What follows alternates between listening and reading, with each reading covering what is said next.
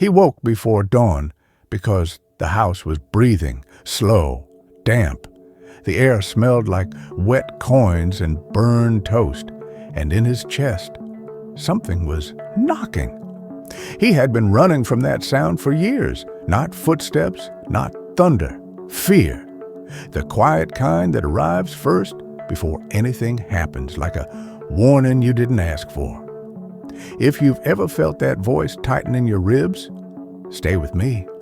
If you want courage to feel possible again, press like. It tells your future self you're finally listening. He was 12 when it began. His father asked him to climb the old ladder behind the barn just to fix a rope.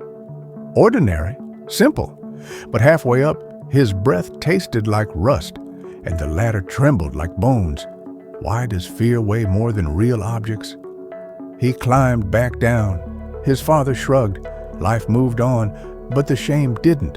It followed him into classrooms, into friendships, into dreams he refused to chase. Work hard, work smart, work again.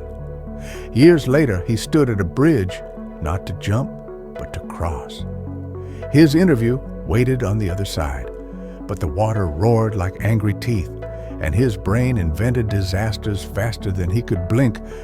But wait, no one else saw the danger, only him. Fear became his map. If something mattered, he avoided it. If something stretched him, he joked about it. If something called him forward, he pretended not to hear. Micro story time. A farmer found a lion cub raised among sheep. It learned to bleat, ate grass, hid from wind. One day the farmer held up a mirror. The cub trembled at its own reflection. Who taught your fear to speak? Our character, Arin, met a teacher, quiet, patient. She poured tea slowly, like time itself was softer in her presence.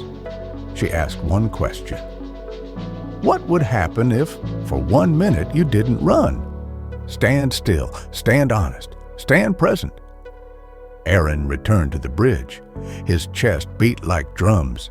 His throat tightened. He placed one palm on the rail and said out loud, I'm scared. Pattern interrupt. A number. The body can process fear in about 90 seconds if we stop feeding it stories. He waited 90, then another 90. The fear didn't disappear, but space appeared. A small distance between him and the feeling, enough for one step, then another. Work steady, work slower, work true. Another micro story. A painter hid every bad canvas in the attic.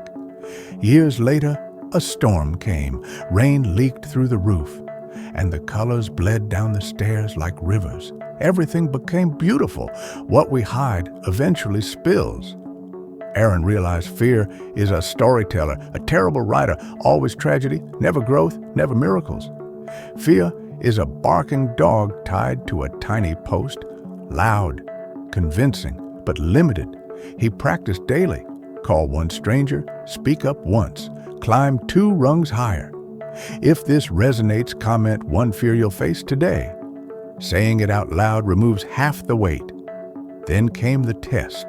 The barn, the ladder, the rope, same sky. He touched the wood, splinters pricked him. The smell of old hay, the past buzzing like bees. But wait, he didn't run. He climbed 1 rung, pause, another, pause. I'm afraid, and I climb anyway. I'm shaking, and I climb anyway. I am here. The wind rose, the rope slapped the wall, his heart hammered. What if courage isn't louder than fear, just closer? He tied the rope, tight, simple, then stayed 1 extra second to feel the sky touch his cheeks. He climbed down. Nothing outside changed. Everything inside did. Work, return, grow. A child learning to swim doesn't conquer water. They learn to move inside it. So if something is knocking in your chest tonight, listen, name it. Step toward it gently. Breathe with it like a guest passing through. And when someone asks, who taught you courage? Tell them, fear did. It showed you the door. If this helped you face your doorway, share it with someone still standing in the hallway.